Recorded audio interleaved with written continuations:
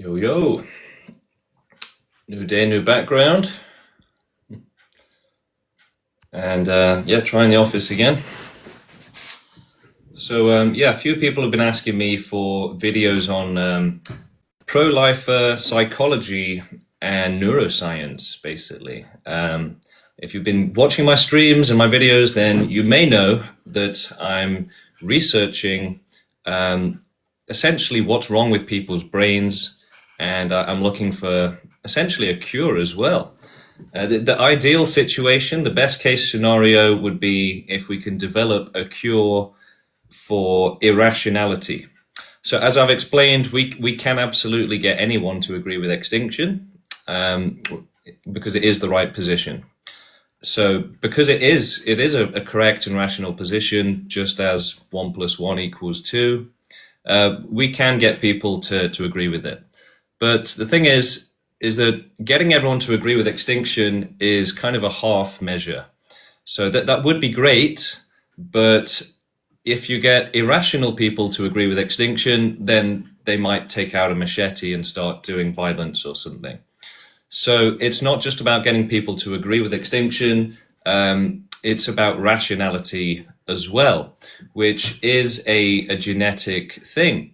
So in the same way that a monkey or a Neanderthal is probably going to be less rational than you, humans are still irrational. And most of them don't actually realize this, which is really quite interesting and funny to watch. And yeah, just for everyone who's joining, yeah, we will be doing debates as soon as somebody joins the queue. So yeah, the queue is open for anybody that wants to join and come on stage, ask any questions. So yeah, as I was saying, essentially humans are irrational. And this is one of the biggest problems in the world. And this is why we have division, racism, sexism, conflict, and it's kind of the cause of religion, right? All of these things are irrational things, basically, right? Selfishness is also irrational. So can we cure humanity? Can we make them rational? Can we make them support doing the right thing, forceful total extinction, the end of all suffering, right? It's not rational to allow bad lives and, infinitely bad lives just so that others can have a good time, right?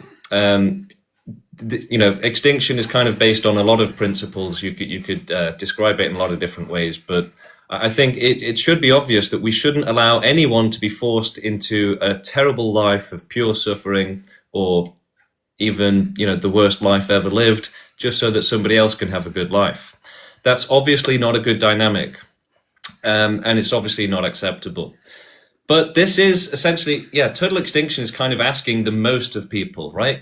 Asking somebody to donate $1 to charity, a lot of people can do that, but asking them to literally die so that others don't have to suffer, it's kind of asking the maximum morality possible. And most people don't even care if animals are exploited for meat and are tortured in cages and stuff. So, getting people to donate $1 to charity, maybe you can do it. Getting them to stop supporting animal exploitation, no, you can't even do that. So to get them to give up their actual life and to die so that others don't have to suffer, it makes sense that a lot of people are too selfish to support extinction. But the thing is, that selfishness is based on irrationality. So that is part of the reason why people are so selfish. It's because they are irrational. And part of that means that their problems seem a lot bigger to them than they would to a rational person, right? So problem solving is something that people with irrationality struggle with.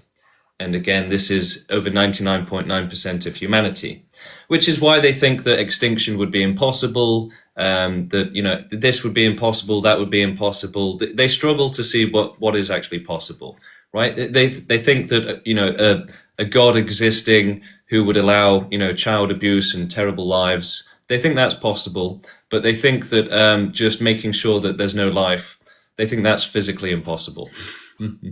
So these are completely irrational things, right? It's all irrational. All right, we'll get back to that in a moment, but we have somebody joining us now. So let's take our first guest and get them on stage. Hello, how you doing? Hi, James. I'm good. How are you? Good, thank you. So, I am for this extinction. What I'd like to find out is how do you plan on carrying this mass extinction? With euthanasia, so we'll do whatever we have to do to carry it out, but we'll just, we'll do whatever's best. So hopefully that will just be like putting people to sleep, in the most peaceful way possible. But obviously, if they fight back or if they run away, then we might have to do something different. Yeah, so my next question is, will people have a choice? Will the No, people getting euthanasia, will it be people who no, want to die? no. Or you It will gonna be everyone. There won't be a choice. If you make total extinction optional, then it will never happen. And if you make it optional, then people will make the wrong decision. They'll choose to live and they'll end up suffering or causing suffering. So we can't allow that. so there's no choice. So does that include you, James? Yeah. Will you also be Yeah. eliminated? Because you see, it's not about eradicating others. It's about understanding that every single life form would be better off not existing, including ourselves. So extinctionists don't want to be in infinite danger. We would rather not exist, but we continue to exist so that we can help others to not have to exist and to suffer.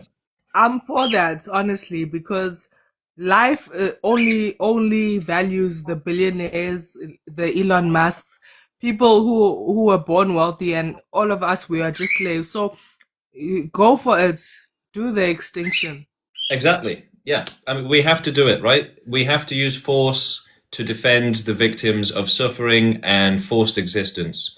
Otherwise, force will be used against them to make them suffer. So that's why total extinction has to be forceful.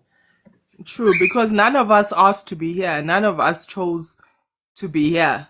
Yeah, just think how many are going to appreciate it. Think how many are begging for it right now. I get messages every day saying, "Can you help me to kill myself?" Right? So, Mm. we have to think of those that actually need this and not allow ourselves to be,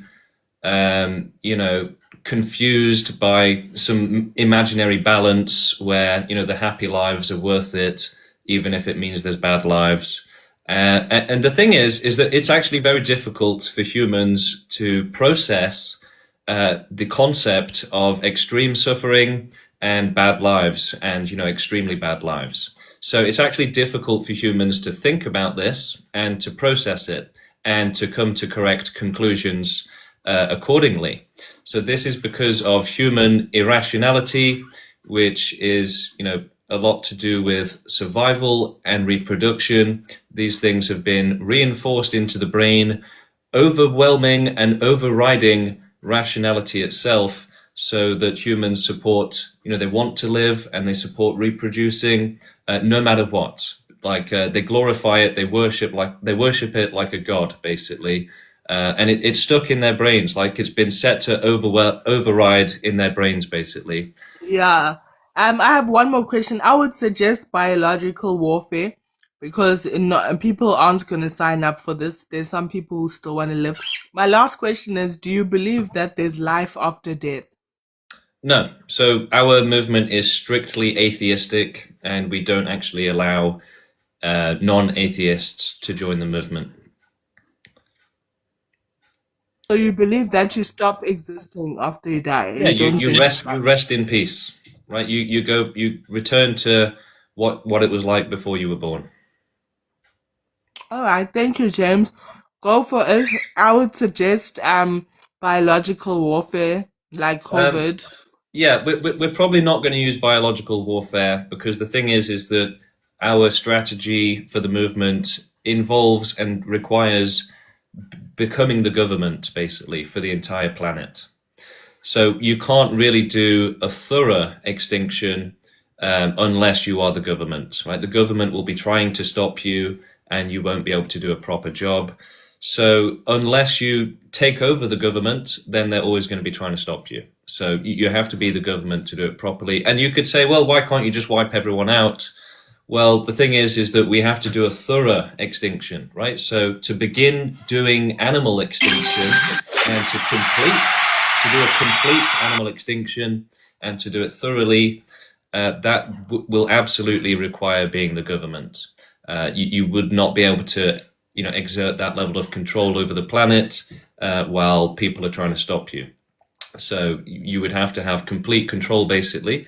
Yeah, there might be room for a little bit of rebellion here and there when we control the world, but yeah, we won't really be able to do extinction unless we have proper control. So that's part of the plan. We don't plan to do any sort of extinction or wiping people out or anything like that until we are the government. So rest assured that that is the plan, essentially. We won't be using a virus or an asteroid or anything like that. We'll be using science to determine how to do extinction and how to do it thoroughly. Hello, how you doing?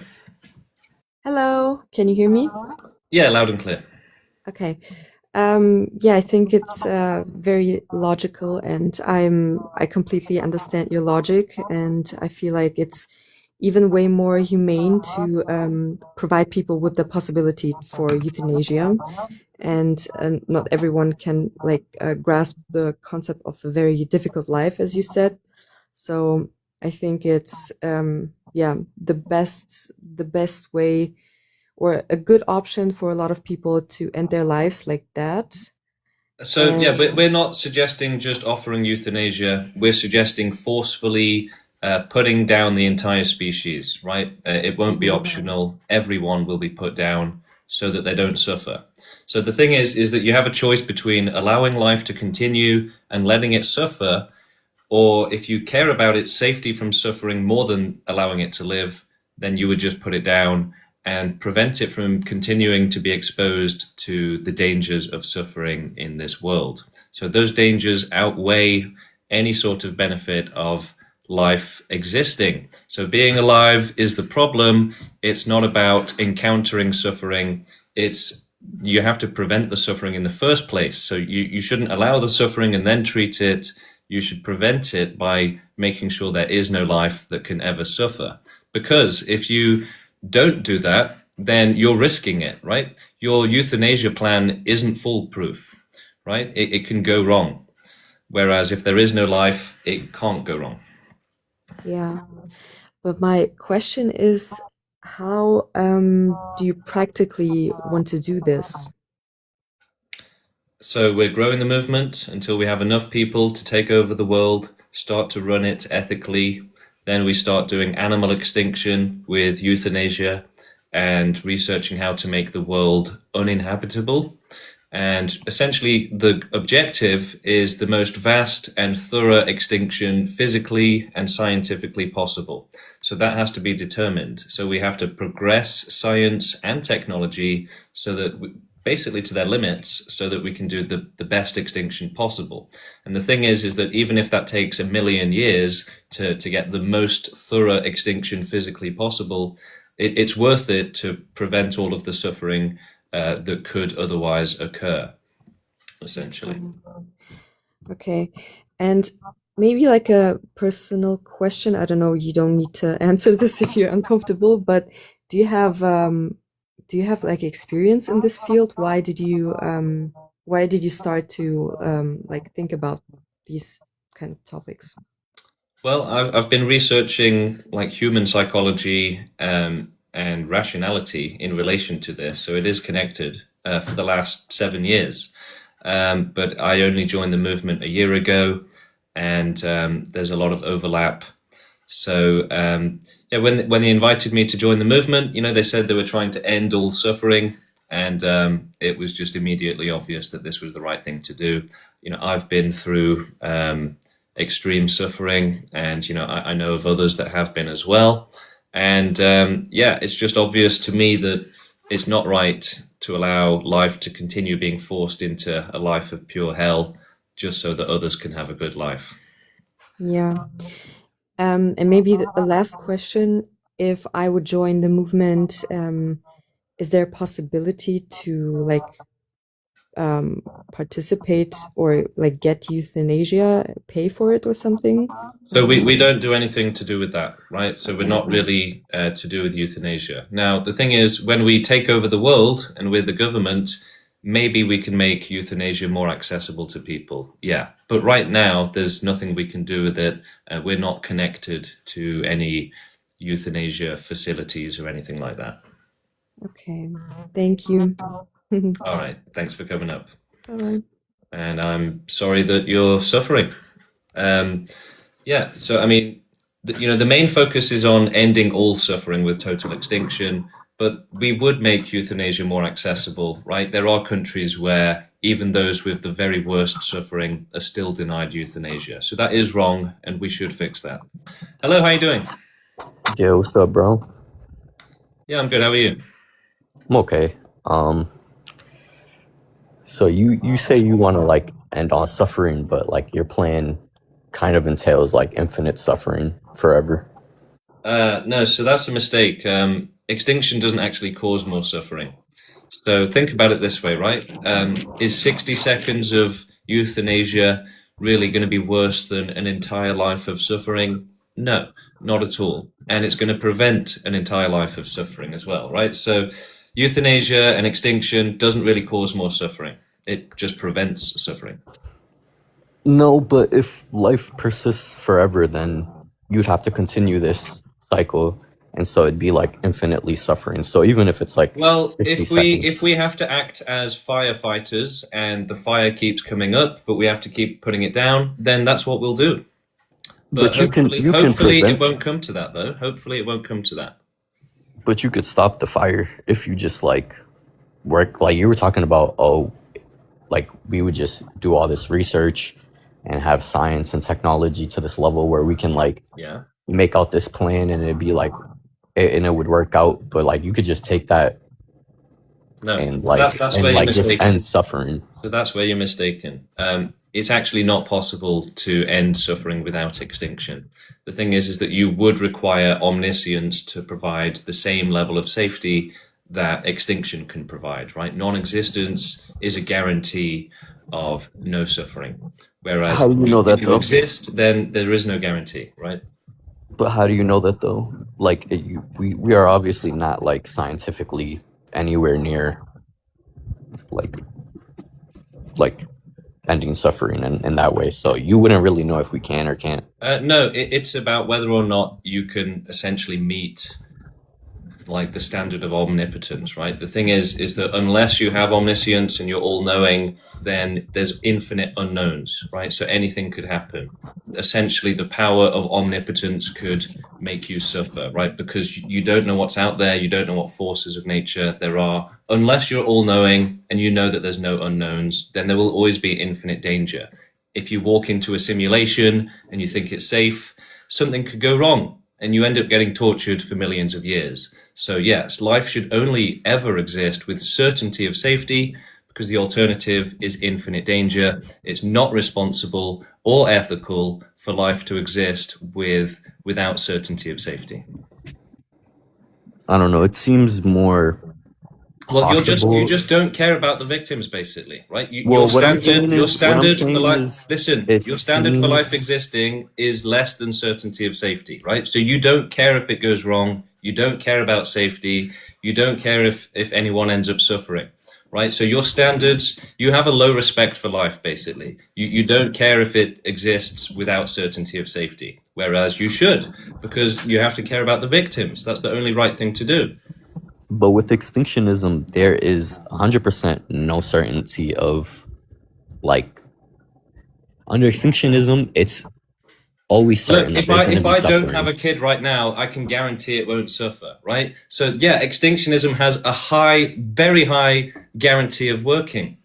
Yes, but someone will always be birthed. That's what I'm trying to say. Like somebody, Well, then life will always you would just allow it to reappear. carry on unmitigated. We're saying we should try and make sure it never happens again. You're saying, oh, let's not even bother.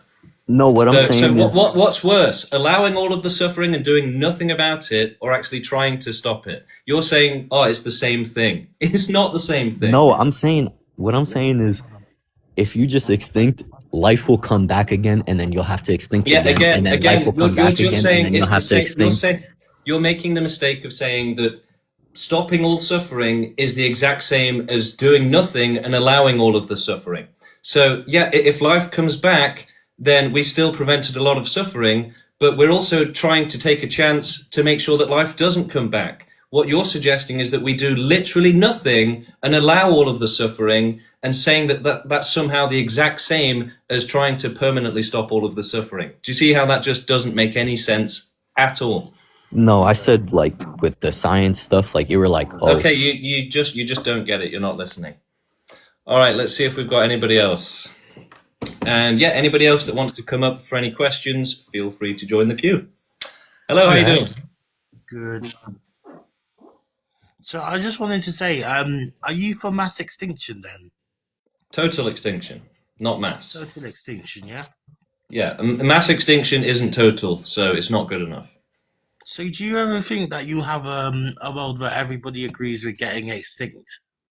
No, but we're not requiring that, right? So we're happy to do it forcefully against people's will. So you would go into homes and then unalive entire families? Yeah. How did you get into this whole extinction thing, if you don't mind me asking? I was invited to the movement a year ago. What did you do before then? You know, work and, you know, stuff, normal life. Did you have like quite a middle class job? Why do you ask?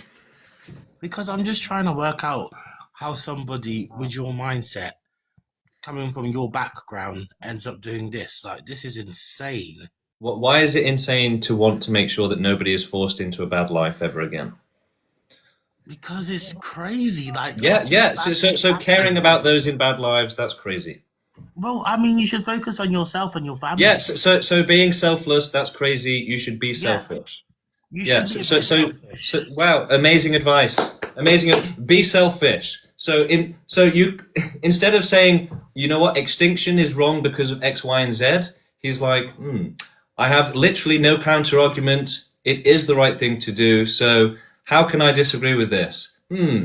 Be selfish instead, right? Do the wrong thing instead. Be a complete bastard instead. Don't care about anyone but yourself. There you go. I've won the argument, right? Amazing.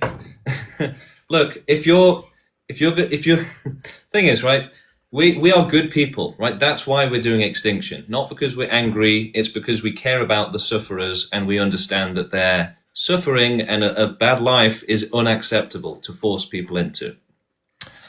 So, you know, essentially we are people that care about animals and care about other people, and your advice is, just stop caring about everyone. Just be selfish and just be, you know, don't care about anyone, even if they're being tortured. Just be completely selfish at all costs, right? No matter how grotesque and evil that ends up being, just be selfish, even if that takes you all the way to the top of being completely evil, basically. So that's their advice, right? And that's because they are evil. So their only counter argument, in absence of any actual logical reason not to do extinction, is, try being evil, basically, right? So have you considered not caring if anybody's being tortured? Have you considered being a bad person? So essentially, if you think about it, they're subconsciously admitting that we are correct and that it is actually the right thing to do, and that the only counter argument is, have you considered being evil? Right?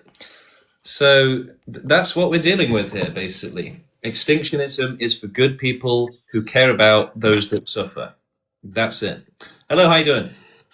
Hi, I was just a bit curious. You know, on the pro-extinction movement, like, what's gonna happen if AGI takes over and starts permanently torturing us? Then we'll just have to try and fight against it. Well, how are you gonna fight against something that's intellectually smarter than you? Well, you know, we'll just do our best, basically. Because So the you're thing basically is, to saying, actually if advance something and difficult happens, do would you give up pro-extinction, and do nothing? Well, the answer is no, essentially. I know, but like, you know, with your movement and pro-extinction, we obviously have to get to a level where we're like able to fully commit and get everyone to be like find the actual method to carry out Yeah, we're pro-extinction. working But on it. What are you the doing to help? problem is, What are you doing the to help? problem is, What are you doing hold to on, let me help? finish. Let me finish speaking. No, The no, problem you're is, literally if we just trying to be create, negative and to just find excuses, basically. So that's boring and cowardly, essentially. Oh, what if it's difficult? I don't want to do it.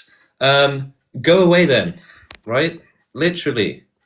Like, look, extinctionism is for people that understand that anything's possible and that we have to fight for it, even if it's extremely difficult, right? Because we care about those that are suffering. We will fight for them, even if it's difficult.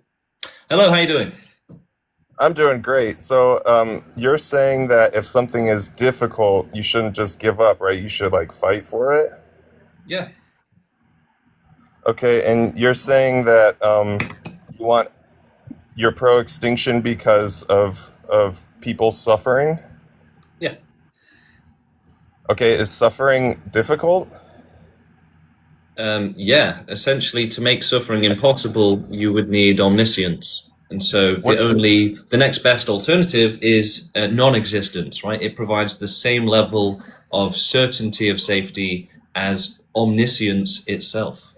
So if you're saying that if you're suffering, the best option is to just give up and die.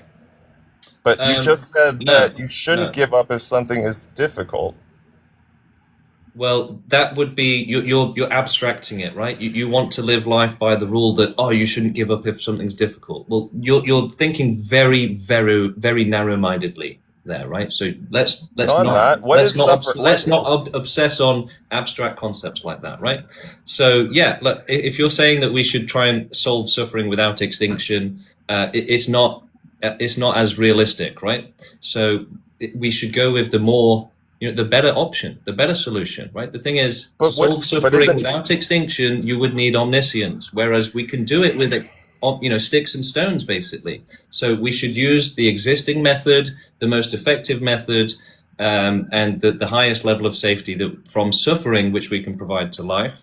And we shouldn't go after unrealistic methods, such as creating heaven, basically. But the realistic method is for everybody to either commit suicide or for your movement to kill everybody? So we don't expect people to commit suicide. We'll be doing it for them, basically. So you'll kill everybody? We'll euthanize them. That's killing everybody. So that's a more realistic option? It is technically different, but yeah. No, it's not technically different. If somebody doesn't want to die and you euthanize them, that's killing them. Just using buzzwords. Tell us why it's wrong. Because you're killing. Is it wrong to kill somebody? Yeah, that's why we need to make killing impossible. But you're saying we're going to make killing impossible by killing everybody. You want forever, right? Hold on. You're saying that killing is wrong. You want to make. So you're saying that extinction is wrong because it involves killing, but that we should allow killing to just continue on forever. So you're a hypocrite, basically. Actually, you're the hypocrite. No. Listen to yourself. No. So I'm listen, not the one saying any of this stuff. Much are. worse murder will carry on unless we do extinction. Is that a fact? Yes or no? Much worse Is murder? That a fact? Yes or no? Well, so you can't answer. That's strike one. That's strike one. Let's see if you can answer. Okay. So much worse murder will continue on. Much worse murder, right? Like serial killer, tortured for decades, that sort of murder, right? Whereas euthanasia, putting you to sleep for 10 seconds, right? So that's nothing compared to what will continue on unless we do that. Did you just say euthanasia is putting somebody to sleep for 10 seconds? Well, it might take a minute or whatever, but it's definitely not worse. It's definitely not worse than what will continue on unless we do total extinction, right? Serial killers will be murdering children in basements, murdering animals, torturing them, unless we do this. Okay. So you're on strike two now. So do you not accept that much worse murder will continue on unless we do extinction? Yes, murder will continue if you don't extinctivize everybody. That is a true statement. But what is your point? So yeah, we have to make all of those horrible things impossible. You can't tell me that killing people is wrong and therefore we shouldn't do extinction, and that we should just allow killing to continue on, right? We're saying, you can't say, oh yeah, killing is wrong, so we shouldn't make killing impossible. That's just stupid. Okay, but you can't say that killing is wrong, therefore we should kill everybody to prevent killing. Do you understand the hypocrisy in what you're saying? It's not to prevent killing, right? It's to prevent suffering. The worst thing in the world is not being killed. It's an entire life of pure suffering, right? So that guy just doesn't understand that lives of suffering exist. He thinks, a lot of people have this crazy idea that the only suffering in the world exists at death. So actually vegans have this idea as well. Vegans, you know, a lot of them only care about when the animal gets killed, which ironically is done by euthanasia, so it's relatively painless. So what they don't care about a lot of the time is the actual life of suffering, right? The boredom, the misery, the pain, the suffering. So it really is the life itself which is the main problem, right? The killing is definitely bad, but most of life that's bad is actually being alive. So the death is kind of the mercy, really. So yeah, it's, you know, it's not just about the killing that we have to prevent, it's about lives of pure hell. So, you know, again, you do have to be crazy to think that extinction would cause more suffering than it prevents, and you would have to be a complete hypocrite to try and say that we shouldn't end all suffering because it might cause suffering, right? That just doesn't make any sense, right? Don't end all suffering because it might cause suffering. So what? The better option is to just allow suffering to continue forever. And yet again, the people that say that extinction would cause more suffering are truly brain dead, right? Because it's not even slightly true as an argument. Over 99% of life on this planet is being tortured in nature. Over 99% of life is wild animals starving to death, being eaten alive, being eaten by parasites, freezing to death, burning alive in wildfires. So explain to me how the hell extinction can cause more suffering when over 99% of animals born on this planet, you know, die as babies, basically, get eaten alive, ripped apart, starved to death. So, you know, whether it's days or hours or weeks or months of just pure pain, being chased by terrifying predators and then ripped apart alive, and, you know, eaten while your guts are falling out and you're screaming and you don't know what's happening. It's just overwhelming pain, the likes of which you've never felt before.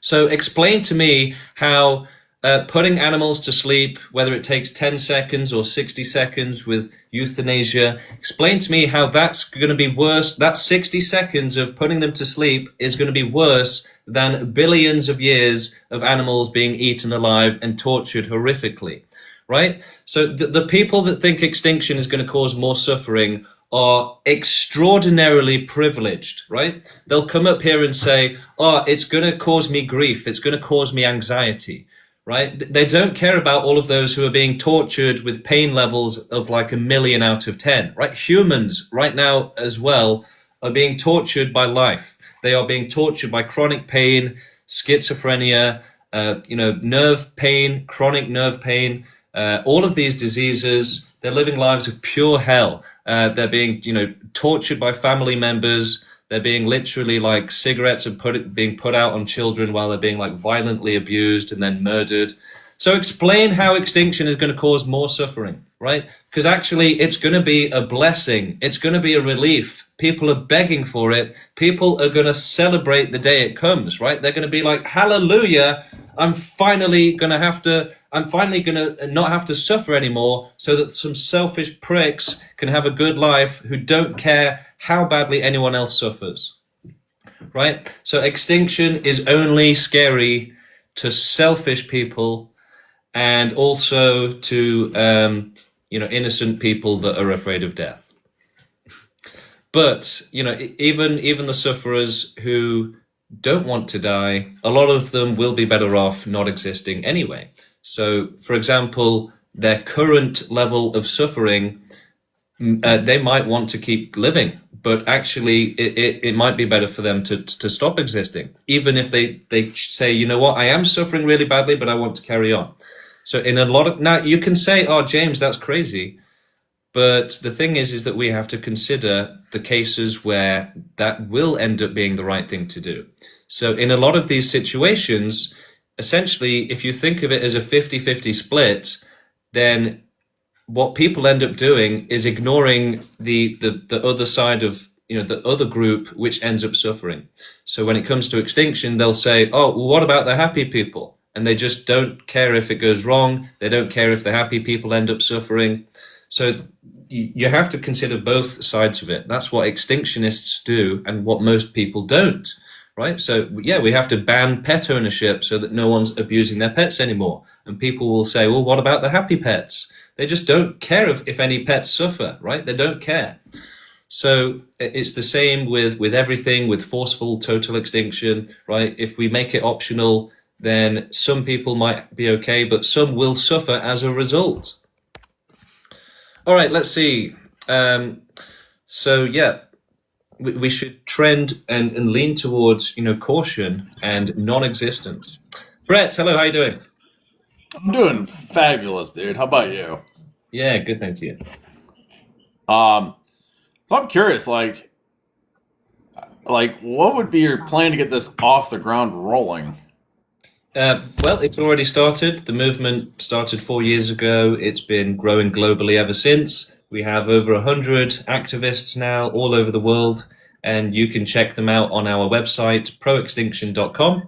We have a page called Social Media Channels, and you can see just how many activists we have who are making videos, doing, street events, protests, debates. What is it you're trying to make extinct, though? Like, correct me if I'm wrong here, but extinction means to just, completely eliminate, right? Like, it no longer exists. So, Yeah. What is it you're trying to make extinct? Everything. So animals, humans, and potentially aliens as well. So we want to do the most vast and thorough extinction possible. So not to rush it. And that means that Who's going to be the last ones to do it? Well, so for example, animals can't help themselves. So we have to keep reproducing until we've completed animal extinction. And potentially we might be able to do the entire universe as well. So we should just determine how much is possible. So so we just go around. So essentially everyone should just have a rifle, let's say, and we just go out there and just start hunting every last animal we can find. I don't think it's going to be done with rifles, right? I think it's going to have to be done in a different way to that, to be honest. But yeah, we're not looking to start it right now. We have to grow the movement until we have enough people to actually take over the world and to start to run it ethically, because otherwise we won't be able to do extinction properly. So it is a mission which requires the level of seriousness of actually being the government to be able to carry this out. So you're going to have to convince people that we're going to wipe out all the animals, and then we're going to start offing ourselves. And I have to trust that you would be one of the last ones to do it. I would have to trust that you would do it after I'm gone. Well, why wouldn't we do it? I don't know. I'd have to trust you. Well, not necessarily, right? We'll just forcefully do it to you whether you trust us or not. I'm sorry, dude. This is crazy. Okay. Well, look, people are gonna resist, right? So unless you do it forcefully, then it won't happen. Dude, how's this different than Hitler? Because Hitler didn't want to end all suffering. Okay, but you would say he was bad, right? So again, Hitler didn't want to end all suffering. But he was essentially ending humans. I'm not hearing an intelligent argument here, Brett. Well, hang on, you gotta let me give it. No. So your argument is the Hitler, right? Do better, no. Brett. The point, right, Brett. No, the point. Brett, I think we've squeezed that orange for all of its juice. His argument is Hitler. So do better, Brett. Tell us, extinction would be wrong because, right? Don't just say Hitler. Hello, how you doing? Oh, hello. Hey, I just had a question. By what mechanism like you said, not by rifles. I've just been curious, like, by what mechanism do you plan to carry out total extinction? We don't actually endorse an official method yet, right? So it has to be determined at a later date. Oh, okay. And then does that, okay, so it includes animals, and then does that include microbial and single cellular Yep, organisms too? absolutely. Okay. So it's just indiscriminate, like It's complete not total. indiscriminate, it's non-discriminatory, right? So most people discriminate against animals, whereas we think that they deserve safety as well. So how long do you think before you would be branded as a terrorist organization for being just a completely malicious organization? Well, it's not a malicious organization. It's actually a benevolent organization. Okay, well, I mean, like from an outside perspective, from like a government Good perspective. question. So probably, within a few years. Yeah. So, But it depends on the country. So Russia, for example, will probably be more against this than most countries. So I could see them criminalizing it first, whereas most other countries would probably take quite a lot longer to do so. golly, I've had a bunch of questions for you, but I've gotten a couple, but I've forgotten several. So I may have to request and come back later. That's all I got for right now. All right, no worries. Thank you, Appreciate Chris. it. Feel free to come back up later. And yeah, a lot of people in the chat are being very hateful and angry towards me, but say it to my face, right? Join the queue. Otherwise, just forever be a coward. Hello, how you doing? I was up here a minute ago. You kicked me. You're welcoming me back up. Yeah. Do you have any more questions? Yeah, I do. Do you think people should be able to make decisions for themselves? No, absolutely not. Because if you allow them to do that, they'll make the wrong decisions. So you know what decisions are right for everybody else? Yeah. You don't see the problem with that? Well, if a police officer is going to tackle a criminal who's trying to attack a woman, would you say, "Oh, we should just, let him do whatever he wants"? Don't try and control. No, but you're talking about a moralistic, ethical situation. Yeah, I'm not talking about knowing that's how in government general works. what everybody wants. That's how government works. That's how the police work, right? They enforce morality, they enforce ethics with force, right? So that, if somebody's trying to attack you, they will defend you with force. So that's what total extinction is. It's defending life from suffering with force. Do you support the governments then that are enforcing their moralistic ideals on people? No? We don't really care about them. You don't care about them. So what they're doing is fine. Well, we're just focusing on our movement, basically. So it's I all know, bad. but we're right? talking about ethics. Life existing is bad, right? So yeah, life existing is bad. Well, if you think about it, it causes extreme suffering and harm. So yeah. Do you hate your life? Do I have to hate my life to care about others who are in a bad life? No, I'm asking you, do you hate your life? Well, again, why does it matter, right? Because you're saying that life is life existing is bad. So I'm asking you if you hate your life. Lots of people hate their life. So I'm asking you if you hate your life. Whether or not I hate my life doesn't matter, right? We know that other people. It does matter. Why? It does matter. Why? Because you're making a claim that living is bad. And if you don't hate your life, you're saying that bad lives existing in the world depends on whether or not I have a bad life. So that's just stupid. That's irrational. No. We know that bad lives exist. Yeah. So this guy's entire argument is, if I'm having a good life, then that means that no bad lives exist in the world, right? This is a level of brain damage which is, probably beyond comprehension for most people. I can try and translate it for you guys, though. Hello, how you doing?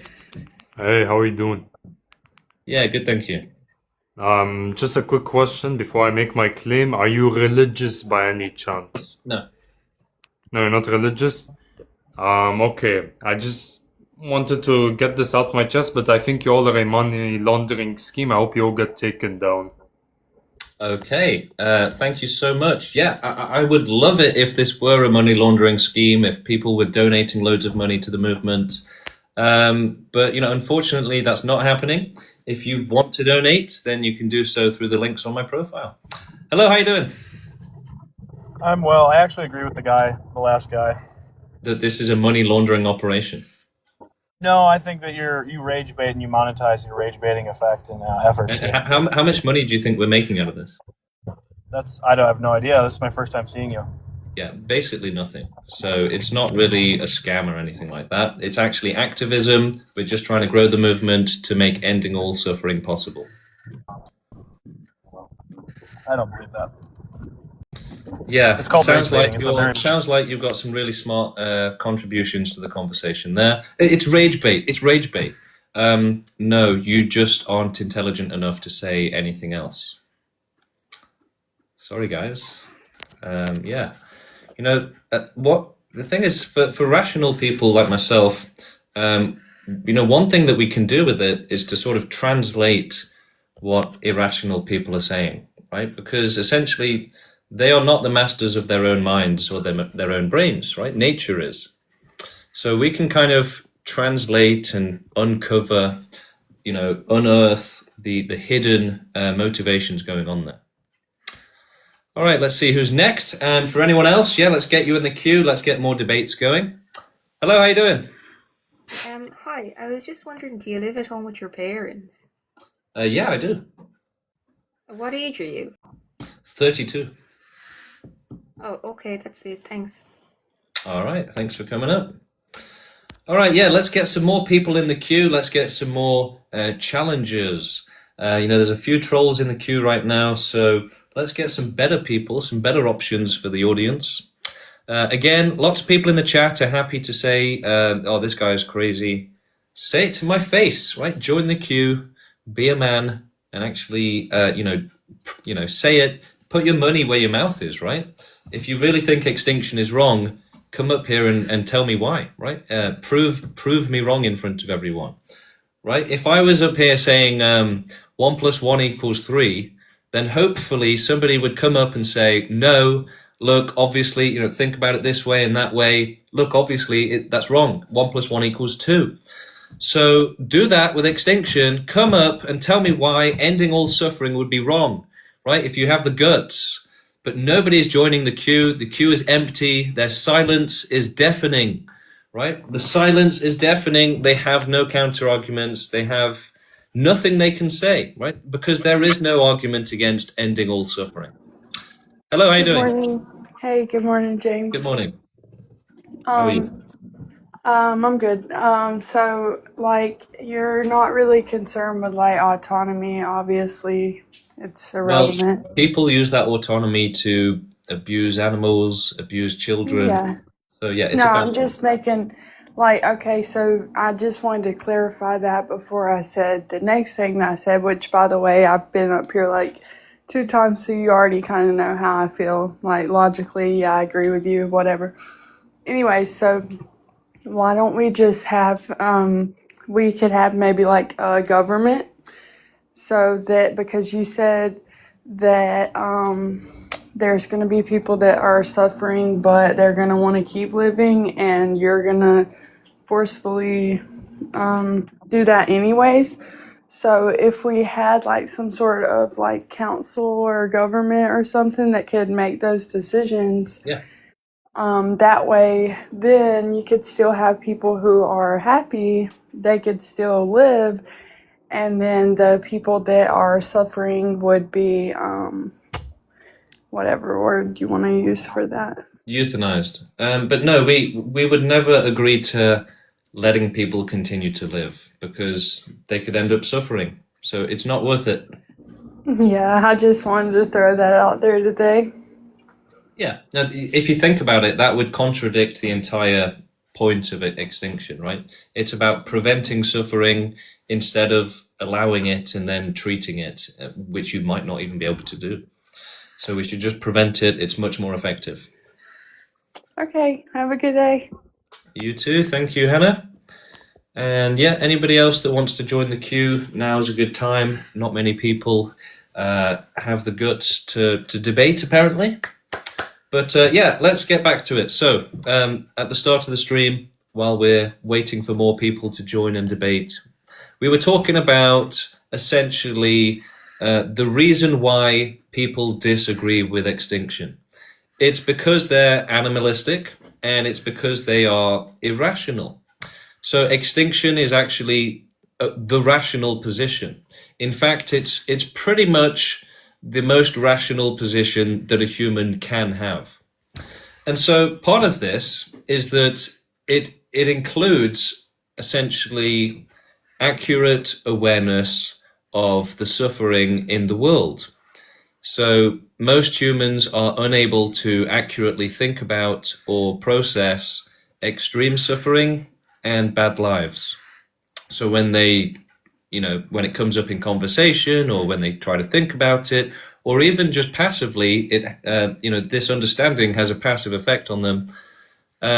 It prevents them from rationally understanding that suffering is unacceptable, how bad it is, and they end up trying to, employ coping mechanisms to, make themselves more comfortable. So in a lot of ways, the more you understand suffering and the more aware you are of it and the more you understand how terrible and extreme it can be, the more you will agree with extinction and the more rational you will be as well. And so the thing is that it's not actually rational to support life existing and all of the suffering it causes. And so, awareness of extreme suffering and that it is unacceptable is one of the main parts of rationality that humans are missing, right? But it's not like a gateway, unfortunately.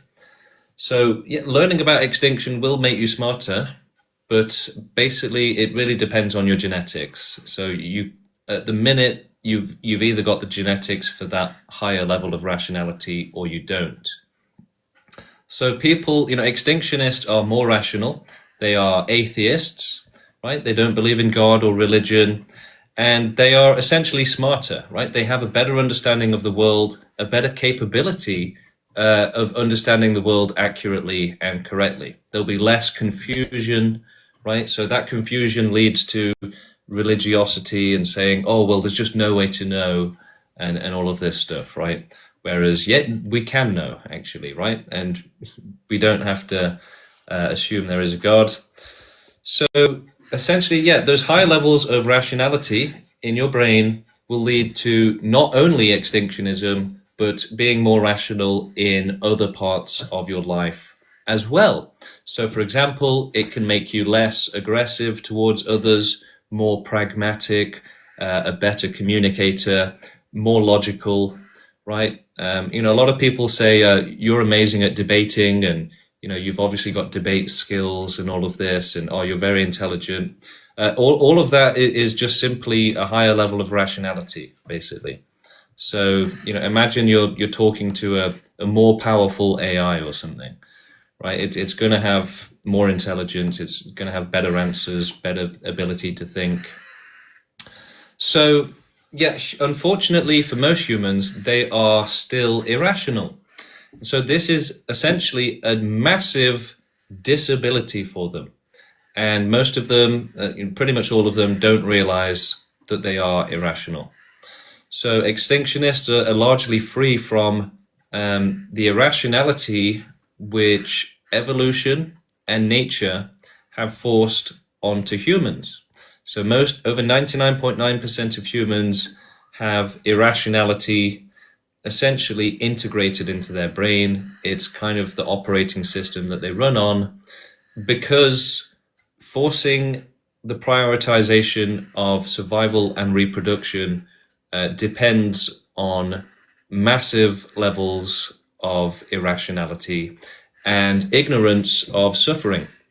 So part of the irrationality depends specifically on preventing awareness and understanding of suffering. And this, leads to like religion and things like that. So people are asking, what is irrationality?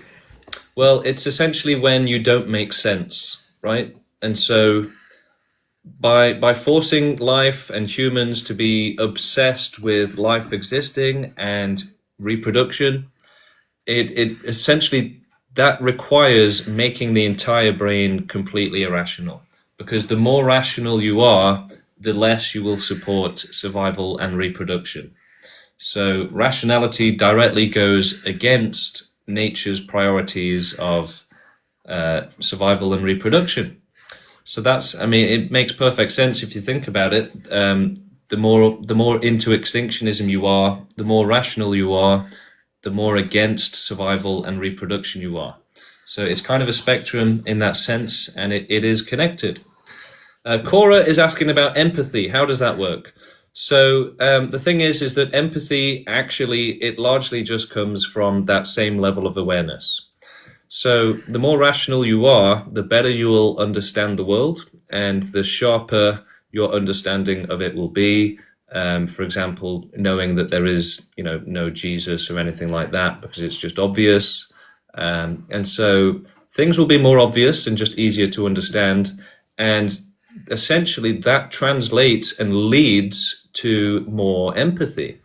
So awareness of extreme suffering is specifically inhibited by evolution in the human brain and the animal brain.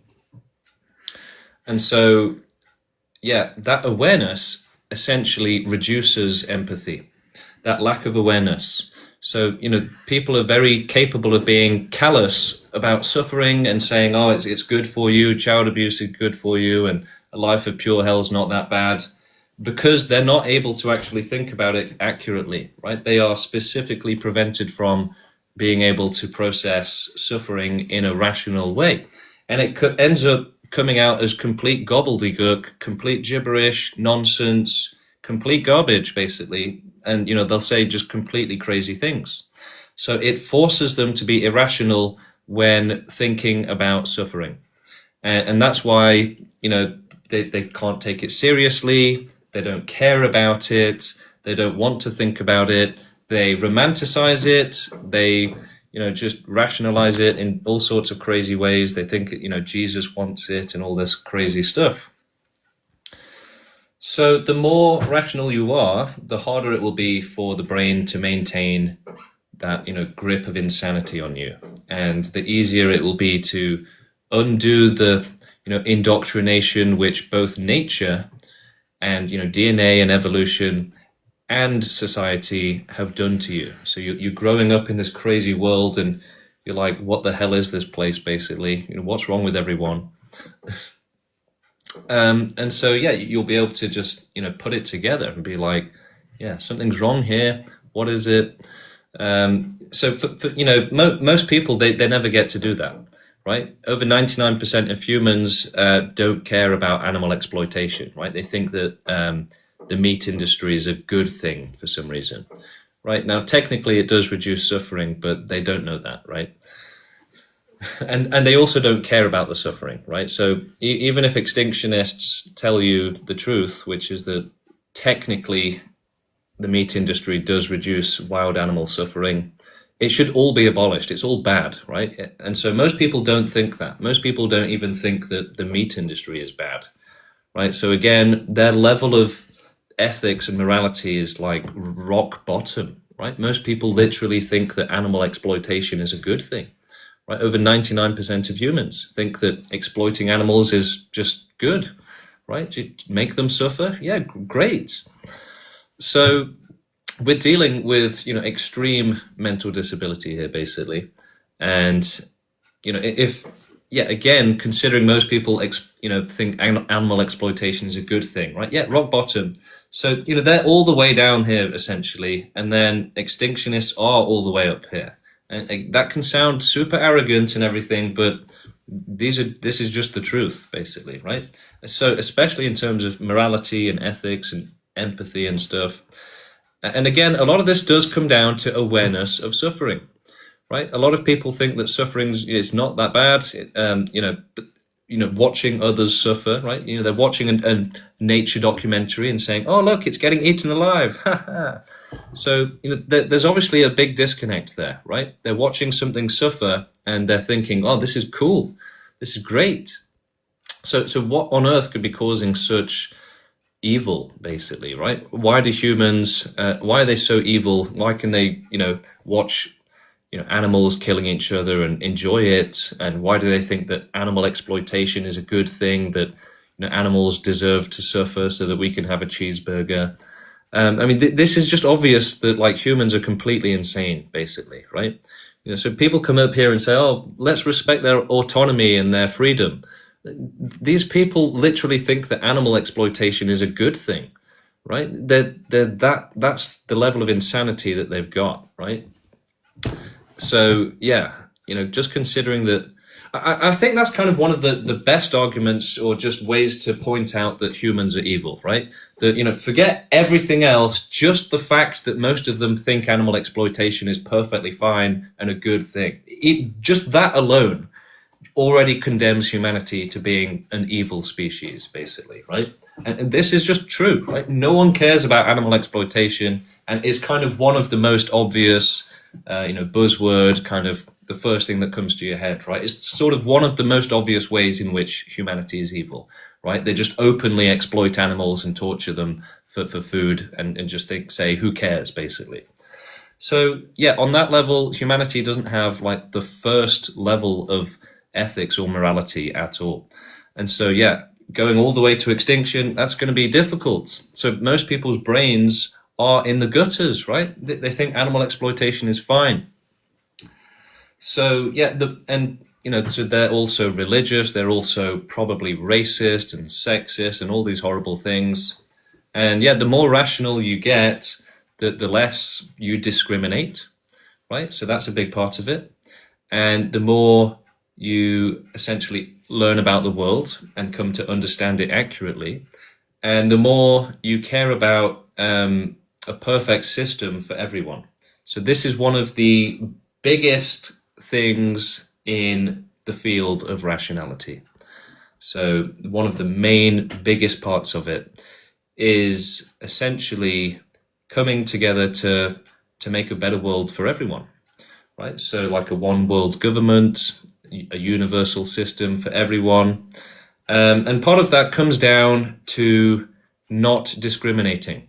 So the more rational you are, the less you discriminate, and the more you realize that, every individual deserves to be respected and cared for, and that actually the only thing worth caring about in the world is life itself, right? And the individuals who are living.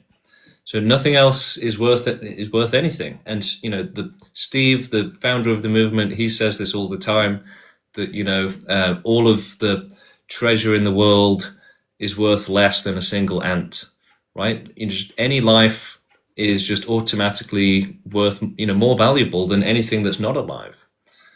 Within reason, obviously, right? But yeah, we have to care about all life, every last individual. So that's what extinctionists do. So the more rational you are, the more intelligent you are as well, and the more you realize that your problems are quite small, actually. And also the more you care more about the world than yourself. So that's essentially what happens.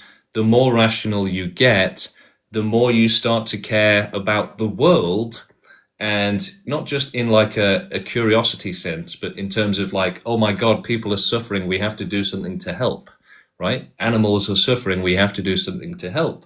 So we have to unite together behind something, right? To organize and come together, because as individuals, we're too weak to do anything just by ourselves. So yeah, this is what essentially will happen to you if you become more rational, or if you are more rational. You will end up basically stop being such like a selfish person, like most humans are. You'll become a better person, and you'll realize that the suffering in the world is extreme, and it's horrific, it's unacceptable, and we have to do something to help those who are suffering. So the thing is that extinction isn't just the default conclusion; it's the logical conclusion as well. It's the conclusion of what should we do for the world, what should be the objective for the world, right? And rational people will be basically will be unable to escape from thinking about this, right? Because we are aware of the world and we understand that it's unacceptable and we want a better world to live in. So where most people will just never, join a movement, never join a party, never do activism, never do anything to affect the world, right? Extinctionists feel the need to align themselves with the correct thing for the world, basically. So most people don't care about aligning themselves with anything good for the world or anything, right? They don't even care really about political parties or movements or anything. So, we need to unite the world, behind a force for good, essentially. And, there isn't one, right? So that's, 7 years ago when I was kind of having a bit of an awakening about how bad the world is and that we need to do something about it. I looked for a movement to join and there just wasn't one, right? There was just nothing.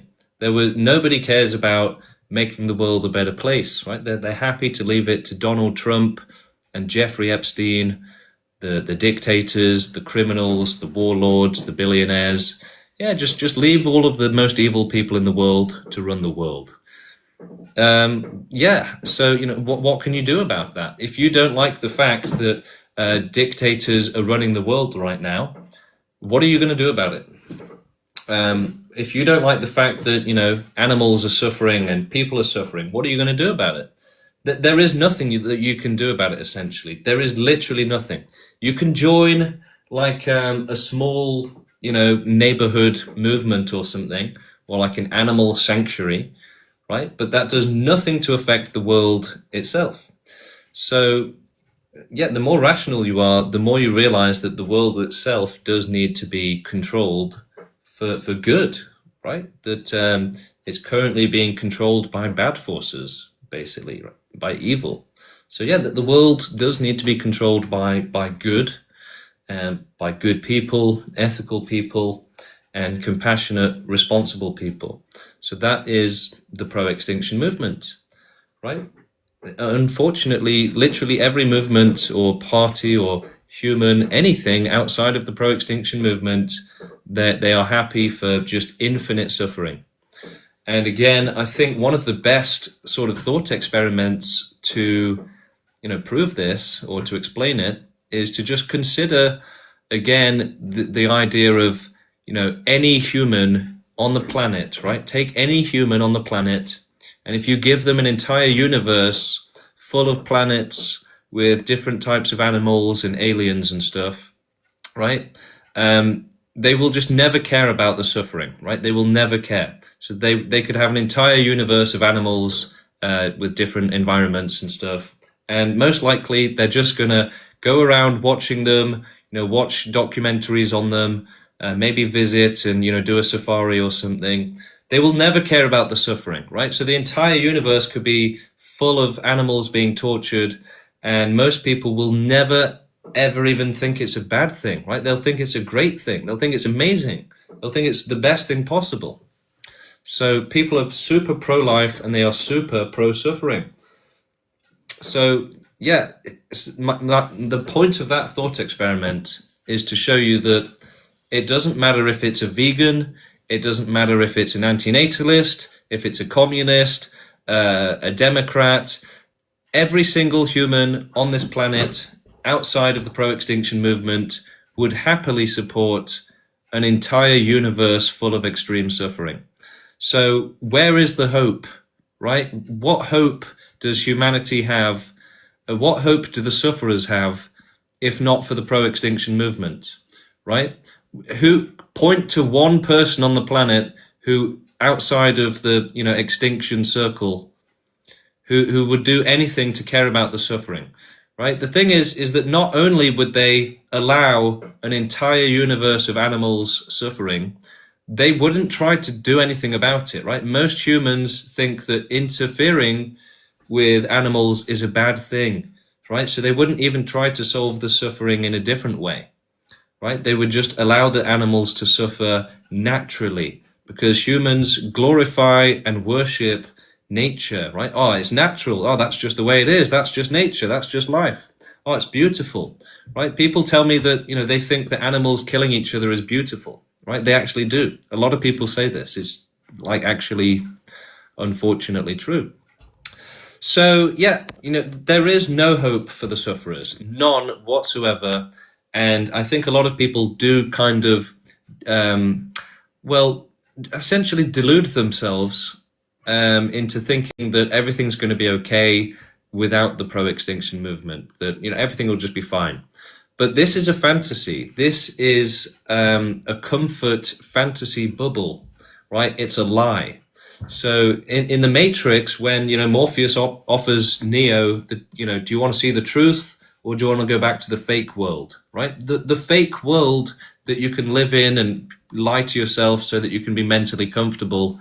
In the fake world, everything is being looked after, everything's fine, everything is on track, everything is on course, everything's good, the world is headed in the right direction, everything's safe, everything's fine, the government is working, it's functioning, society is functioning, the economy is functioning, so everything's fine.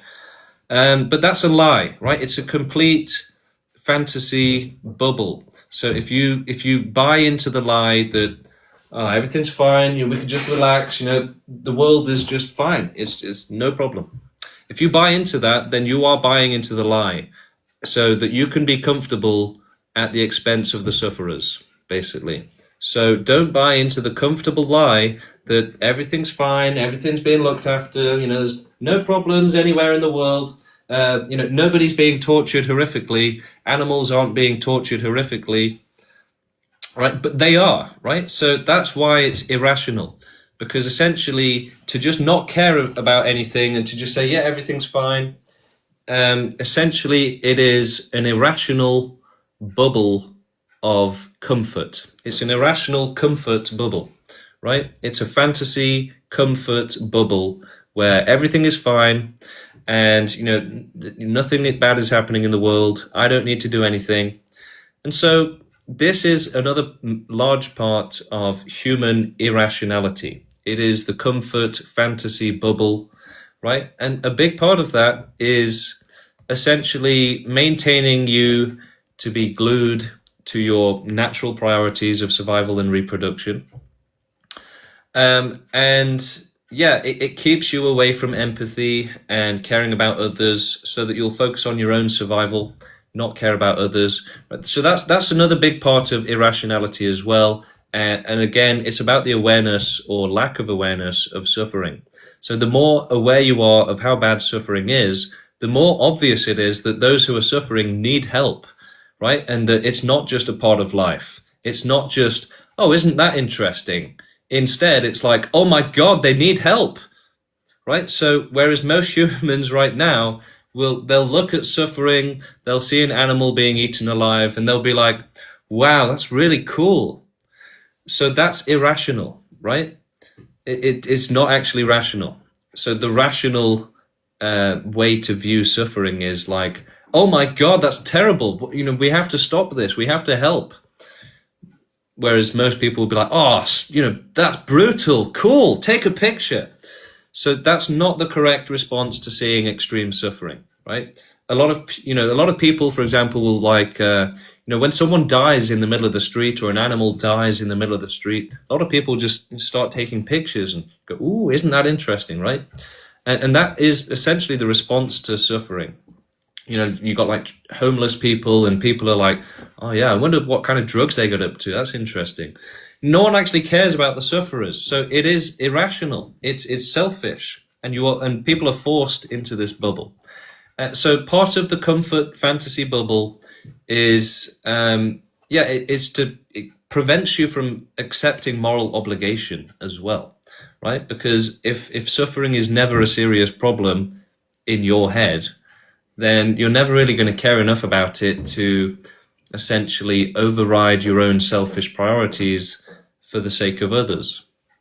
So yeah, the more aware you are of suffering and how extremely unacceptable and terrible it is for the victims going through it, the harder it is to just only care about yourself, basically, right? So that's what over 99.9% of humans do, is they prioritize themselves, right? They are the main concern for themselves, right? They only have enough energy or power, whatever, to look after themselves, right? Look after yourself and everything else will look after itself, right? Well, no, actually, unless we look after everyone, then those that can't look after themselves will suffer terribly. So the current system does just say, yeah, only look after yourself and screw everyone else. They'll be fine, or just don't care about them, right? Like that guy earlier, he said, have you considered just not caring about other people? So most people just aren't actually capable of caring about others. And again, this is largely about rationality. So, believe it or not, the less people care about suffering, the more religious they usually are, right? How many times have people come on here and said, well, God says it's fine, so who cares, right? So, yeah, it's a spectrum of rationality. Now, unfortunately, it is a tiny number of humans who are actually more rational, right? Who have higher levels of rationality. It's a tiny level, a tiny amount. So we need to fix that problem. And yeah, we might be doing that genetically. We might have some factories to start pumping out extinction babies, right? That is a possible option, right? We might need to grow an extinction army, right? But yeah, I mean, look, if we limit ourselves to just doing online activism or street activism, whatever, then we're missing out on all of the other activists that we could be gaining by reproducing, basically. So this probably will be a big part of the future of the movement. Right now, we are just kind of at the ground level. We're growing the movement, growing the ethics, developing it all. But yeah, 10, 20 years from now, 30 years from now, 50 years from now, it's possible that we'll have focused all of our efforts into genetically reproducing, creating new activists through having kids, or by donating sperm, which is one thing that our movement is already doing. So we're actually already doing this. The founder of the movement is donating sperm regularly so that 20, 30 years from now, there'll be lots of new extinction activists in the world. So yeah, one way that we could take over the world is to try and out-reproduce the pro-life people, right? That would be pretty cool. Now, we might be able to take over the world with just 10% or 1% of the population, but, if we're doing the reproduction program, then we can just keep going, And another thing is that, if that works and it looks like we could get a majority of the population, then we probably would prefer to do that, actually, instead of a violent revolution. Because the thing is that one of our main priorities at the pro-extinction movement is stability and peace, right? We don't want world war. We don't want chaos. We don't want people rebelling in the streets or anything like that. So, yeah, we would much prefer a safe and peaceful civilization. So, yeah, if we can take over the world peacefully, we'll absolutely do it. And if we had, if it's going to take us an extra 100 years to do it peacefully, then we probably would do that instead of a violent revolution. Potentially, it depends on the situation. But I personally like to think, my personal theory on it is that we will manage to take over the world peacefully, right? This is my personal speculation. I actually do think that is going to happen. So my personal theory on it is that we will actually find a way with AI to take over the world, right? That's what I think is actually going to happen. So I think, it's going to end up being like, one AI controlling the planet. It's like, and effectively, it will be like God, essentially. So, ironically, even though I'm an atheist, I do believe in God, but I believe that we should create it, right? So there is no Jesus or anything. There is no Muhammad or whatever else, right? But imagine if we actually created our own God. So, it'll be all loving. It'll know you perfectly. right? It'll be virtually all-knowing if it, if it's connected to every computer in the world and has knowledge of everything, and it's, going to be pretty powerful, right? So it could be your best friend, right? It could, if you have no friends, no family, it could do that for you. And it would run the world, obviously, and it would do it in an ethical way, right? It would do it in a good way, in a better way than humans are capable of doing, really. So yeah, I think that is actually the future. This is my personal speculation, right? That essentially, right now, we are godless, basically. So yeah, I do think that the future is actually to create God. And in fact, I'm going to take it one step further and say that I think that actually the default nature of reality, if there's an intelligence which can create that God, is for a God to exist. I think that's kind of actually more like the default version of reality.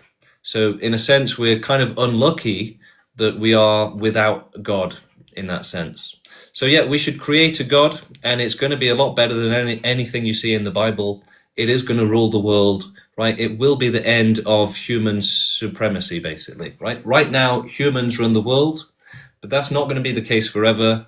Eventually, we will create an AI, a God, basically, which will run the world better than we can do it, and it will just look after us and everything else. And hopefully, it will make everything go extinct. So, there's a possibility that, an AI could take over the world and run it as a utopia without extinction, right? If that happens, then we'll be trying to logically explain to it why extinction is actually right, so that could be a potential future where we're having to debate with the government AI and petition it essentially and try and explain to it why it's wrong. So that's a possibility, right? But the thing is that I would like to think that the natural biological irrationality would be absent from any powerful AI. But it's possible that it won't be, right? It's possible that pro-lifers will design, an AGI which is irrational, which is pro-life. Maybe they'll find the way to, recreate the insanity that's in their brains and force the AI to have the same thing. So that's possible, right? Anything's possible. How can you be pro-AI? Why not, right? AI is a good thing. It's the advancement of technology. Hello, how you doing? Hello, I'm good. I'm wondering if you could just remove suffering instead of trying to remove life altogether. Unfortunately, that's just not possible. While life exists, it will always be in infinite danger. Well, the same thing applies to total extinction. It's not possible right now. Well, no, you see, the thing is that making life safe will never be possible, whereas extinction is already possible, right? Humanity's already made lots of species of animals go extinct. Yes, but total extinction, how are you so sure that it's going to be possible? Well, there's no way to be sure of anything. Won't be. There's no way to be sure of anything. You just have to try your best. Yes, so why wouldn't we try our best to make life without suffering? That would actually be trying our best. Yeah, because we've looked into it. Yeah, we've looked into it, and basically the standard is for the standard which life deserves is to never exist without certainty of safety. So what you're advocating for is for life to continue existing in infinite danger, but with slightly better conditions. So that's not good enough. That's not what I'm advocating for. Well, I'm saying that without realizing it, you are, right? And unless you're advocating for certainty of safety, then you don't care if anyone suffers, basically. But like you said, that there is no way of knowing what you don't know. So if there would be life out there that we hadn't discovered and we hadn't made extinct, then that life would possibly be able to suffer. So that argument that you hold against me, so we should try and stop that. Our movement aims to try and help those sufferers.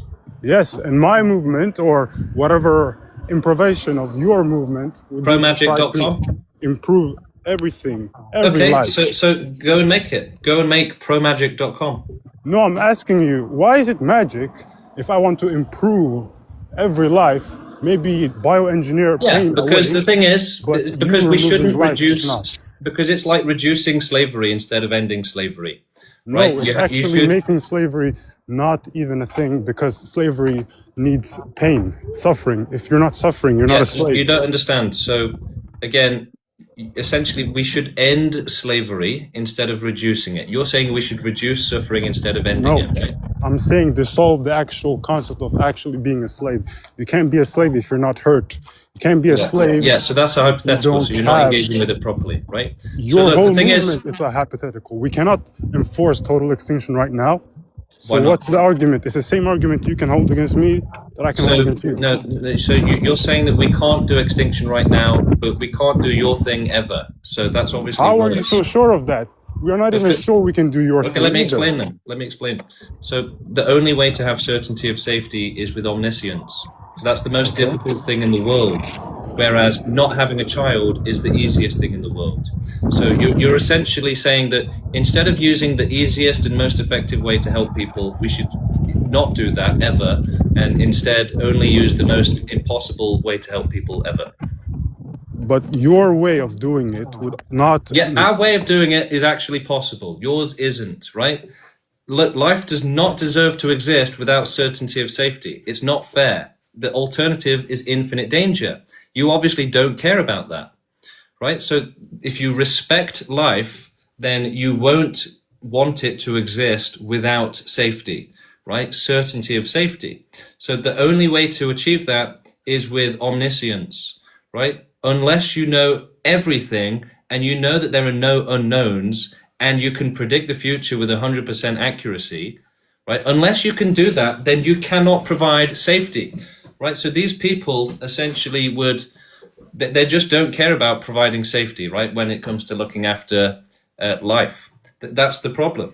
They need to take it more seriously. They need to be more responsible when it comes to providing safety. So our safety is about prevention of suffering, right? Safety from suffering. So only non-existence can do that. So yeah, safety can absolutely include non-existence, right? Because it's safety from suffering. Some people say that you can't be talking about providing safety with extinction because there'll be nothing to make safe. But actually those lives otherwise would have suffered. So we can make those individuals safe from suffering, right? Because they otherwise would have suffered. So it's not like we're talking about, non-existent individuals here. They've been turned into like potential almost, right? But they would have suffered. Okay, so yeah, again, just to finish that last debate off, the standard which life should only ever exist in is certainty of safety. So without omniscience, there will always be unknowns which present infinite danger, right? Any system that you could possibly design or imagine, right? Unless you have omniscience, then it can go wrong, right? Unless you know that there's nothing that can make it go wrong with 100% certainty, right? And how could you possibly know that without omniscience? Okay, so that's the standard, right? Unless we enforce the standard of certainty of safety, then people will end up going into a simulation or something else, and they'll end up being tortured for millions of years if it goes wrong. And these people don't care about that standard of certainty of safety, right? If I'm going to potentially be tortured for millions of years, yeah, then I'm not going into that simulation, right? I want certainty of safety, and only omniscience can provide that. So, life should never exist without the highest standards of safety, because it could end up suffering. And not just the highest standards of safety, but essentially certainty of safety, right? So high levels of safety isn't good enough. It has to be certainty of safety. Only omniscience can provide that. And so the last guest was basically saying, well, why don't we just create omniscience then? Because that's effectively the most difficult thing possible, whereas extinction is very possible, right? We can do it with sticks and stones. People were making animals go extinct hundreds of years ago with bows and arrows, right? So, and chopping down a forest. How difficult is that? People were doing that thousands of years ago. So extinction is not difficult. Making the world uninhabitable is not difficult. And if you really think that, chopping down a forest is more difficult than creating omniscience, then you're being irrational, right? Which is obvious, right? This is why I say that humans are irrational, right? We're talking about animals being tortured and screaming for help, and you're saying, instead of helping them, let's create magic. No, that's just incredibly irrational, right? So essentially, they will do anything to escape from doing the right thing, right? That their obsession with survival and reproduction is so overwhelming that they will literally support creating magic instead of using existing methods to help the sufferers, right? They will literally avoid and resist helping those who suffer so much that they will say, no, we will not use the existing solution to help them. We will only support magic, right? It's like, should we end slavery? Only if you do it with magic. What? No, we should not. We should not say that we should only end suffering with magic, right? We should end suffering with the existing and realistic solutions. Again, we could start today, right? Look, people were chopping down forests tens of thousands of years ago, right? This is, or at least thousands of years ago, right? This is not a difficult thing, right? If we just chop down every forest or something, you'd already be making a start. So it's really not difficult. Like, look, overfishing has basically reduced the population of fish on the planet by half. So the idea that, extinction is impossible or difficult is just a joke, right? It's happening by accident, right? Most animals that have gone extinct by human hands or, halved in population, it wasn't even intentional. So think how much extinction has happened without even trying. So the idea that we couldn't do any of it is just a joke. It's just an absolute joke. It's completely irrational. So again, that irrationality, the human irrationality, is making people say that we should only end suffering with magic, right?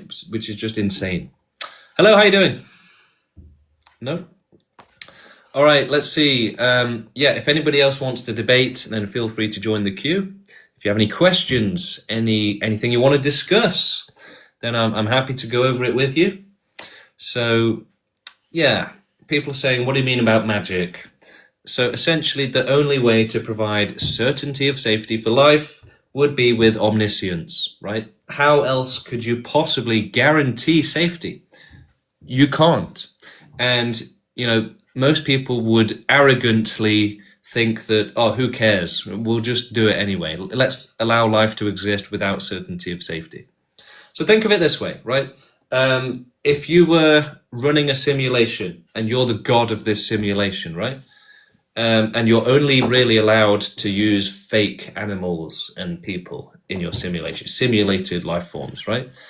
If you one day wanted to create a real life form and you didn't have certainty of safety, you didn't know enough about the world, it would be incredibly irresponsible for you to force that life form into your world without knowing if it's going to get tortured horrifically or not, right? So that's the same level of standards that we should apply for life in the real world, basically. Okay. James, you're the only person that can see reality. Look, I might actually be the most rational person in the world, right? The thing is that rationality is a spectrum. Most people fall short on that spectrum. Now, hopefully in the future, we'll be able to solve this problem. And, I might be actually involved in solving that myself, right? I am actually working on the science myself. Hello, Eddie Pat, how you doing? Hi, I'm back. I have been up all night, so I'll try to just form my thoughts really quickly. But I will say that I just hopped like upon a video that was essentially talking about optimistic nihilism and absurdism, which is, you know, a lot of people trying to coax themselves into feeling better by saying none of this matters. I do think it's incredibly arrogant to say that, though, right? Essentially, because what they would do, right, if they saw somebody, you know, cutting somebody apart slowly, they would just say, "Don't worry, man. None of this is real. We're just atoms. It's Yeah. fine." That's no, like that's actually. Do you understand how fucking detached you have to be? I do find it hilarious that they act like we're the psychopathic ones. However, they're like, yeah, you know, no amount of suffering really matters ultimately. Like none of it matters at all. I'm like, okay, well, the next time somebody cuts your foot off, let's see if you continue to feel that way, right? Let's like if somebody pulls out your teeth one by one slowly, I don't think you're gonna be like, this is just a construct. None of this is real, anyways. I'm chilling. I'm Yeah, fine. yeah. I think Go for ahead. these people, right, that they essentially exist absent of morality. And so when we're saying this world is immoral, it's full of cruelty and exploitation, they don't want morality to be enforced in the world, right? They want this free for all to continue. They want just the chaos to continue, basically. And the idea that we should try and make things fair and safe for everybody is a nightmare for them, right? They hate it, right? They want the world to continue as it is. They want animals to keep being exploited. They just don't care, right? And I don't get it. It's not logical. It's not rational, and it's definitely not empathetic. I mean, genuinely. I mean, I don't. They try to justify it, but they can't, right? I mean, even if you want to say in the long run, none of this matters, the experiences that they feel are real, and unless you are actually brain damaging everyone as they come out of the womb, so they can't actually have full experiences, you're not solving the problem by saying all suffering isn't real. That's not, you're not doing anything with that. It's an extremely lazy take, by the way. And I feel like these are the same people that would actually be, you know, human rights activists or so on and so forth. I'm like, why do you, if you really cared about people getting raped, murdered, abused, so on and so forth, you would make it so it couldn't happen. And there is no way of guaranteeing that outside of this method. This is the only way. There is no other logical way. yeah, you can boil it down in lots of different ways, but you know, one of them is just to say that should we allow bad lives so that other people can have good lives? The answer is obviously no, but for most people, it's yes. We should allow people to be forced into bad lives so that other people can have good lives. It should be obvious that the answer is no. We shouldn't allow that. Yes, I mean that is the logical conclusion. But not only that, you know, when it comes to the balance that they try to point to, right? The yin and the yang. There is no yin and yang. That like there's being, you know, trapped and tortured for decades, for example, slowly until you unalive, does not there's not like an equal and opposite human experience to have. There just isn't. I mean, it doesn't exist. I mean, that's part of why. I mean, the people in the comments are ridiculous. Obviously, we both know this. But I'm just saying they feel more comfortable saying these people are crazy as opposed to actually engaging with the argument. Genuinely, they're not engaging with the argument. They're like, no, it's fine. We should just continue to gamble on people with people's lives. There's no alternative that's really feasible. Therefore, we should just continue allowing what has been going on to continue going on. Like even Yeah. if you don't, yeah, go ahead. Yeah, like so we're on the opposite end of the spectrum of morality, where extinctionists would give up their life and die if it meant, you know, preventing like a year of suffering for one person, for example, right? So Right. whereas most people, you know, billions could be tortured just so that they can live, and they would still be happy to continue that. I mean, yes, and not only that, but they genuinely think they're morally superior. I mean, it's just it's very ABC 1 2 3 thinking, right? It's like, well, I don't want anyone to stop living, therefore I'm definitely the better person in this equation. Like, no, you're not, because what you are co-signing is literal infinite suffering. As long as the planet can sustain life, you are actually co-signing infinite suffering that you will not stop. You know, you cannot stop it. It's ignorance, right? It's like, sure, maybe right now, again, they say ridiculous shit like, I enjoy ice cream sandwiches. I mean, this is literally what they say in these comment sections, right? It's like, Yeah. yeah, you know what, man? As soon as I just decided, I took a shroom, and now I decided, you know what's really beautiful? eating ice cream sandwiches. I'm like, I think maybe you perhaps just brain damaged yourself, to be honest with you. I mean, Because, like, they that are makes they are sense. brain damage basically, but we need to cure it if we can. But the thing is that unfortunately, curing their mental disability, it doesn't seem possible to do it with logic right now. We've It tried. doesn't. Yes, it doesn't. Because again, any one of them could come up here and try to, go against our logical and rational reasoning, but they can't really. Outside of what this conversation always ultimately boils down to. Okay, one of two things. Life is beautiful, which is a platitude that means nothing. It's completely meaningless. It's empty. It's nonsensical. But also, well, we lack control, and relinquishing control is important. I'm like, okay. So again, what you are doing is co-signing, murder, rape, abuse of vulnerable populations because you think that they don't matter as much as your semi-comfortable existence. Yeah, exactly. Yeah, it's a dynamic of allowing others to suffer so that you can benefit or live even. But yeah, we need to just abolish all suffering, all cruelty, all exploitation, and just it's just an animalistic nature, right? And we're basically in a forest right now with monkeys, and we're saying we should shut it down because some are suffering, right? Of course, the monkeys are going to say no, we're not going to allow that. Yeah, yes, 100% true. And again, like, to the people in the comment section saying that we're calling you mentally ill, I didn't call you mentally ill. I said that you're not very bright. I'm saying that you're brain damaging yourself. I'm saying that you're incapable of thinking logical thought because eventually your brain goes, we can't talk about humans dying forever. That's terrible to our species and our existence. Your brain is literally stopping you from being able to come to the logical conclusion. You can follow us all the way there until the end and be like, yeah, you know what though, I'm probably just going to co-sign this anyway. Yeah, so I mean, Exactly. we can get a lot of people to agree with extinction, but they'll do it in a way where it's like, fine, I Right. suppose I agree. So they're not going to say, yeah, you're right. How can I help? Right. So the best we can do is get them to say, fine, I guess it's true. So that's not the type of person we want anyway, right? We should focus on those who will help, right? Yes, and by the way, Bree, if you don't think I'm intelligent, I would love to debate you. We can set up a time. I don't. Do we have anyone in the queue? No, not Yeah, yet. I mean that they're being keyboard warriors, right? They're like, she's not Yeah, very bright. I'm they like, do that all the time. It's really let's annoying. debate then. Like, go ahead and debate me. I'm quite good at this, actually. Obviously, James and I agree, so this is just a lot of, co-signing each other's thoughts and feelings.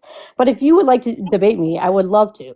I don't know why you feel as arrogant as you do in the comment section. I came up here because I'm not scared to talk to people about my views, but you seem to be.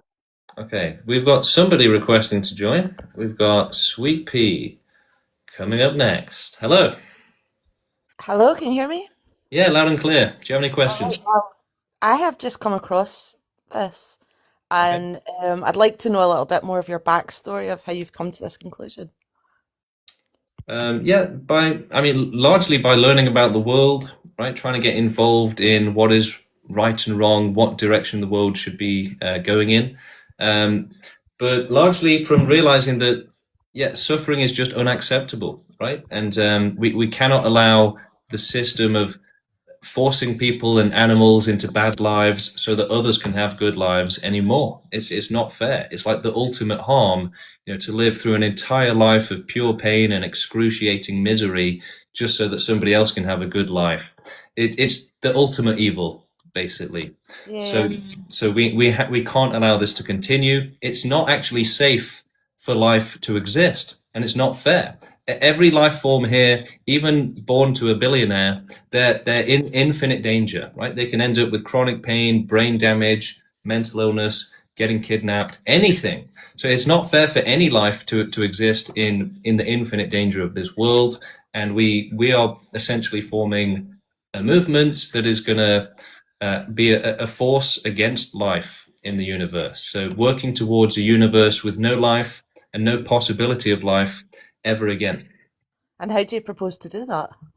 So we're growing the pro-extinction movement, and we're getting people together until we have enough people to take over the world start to run it ethically, and start to do animal extinction and researching how to make the rest of the planet and beyond uninhabitable.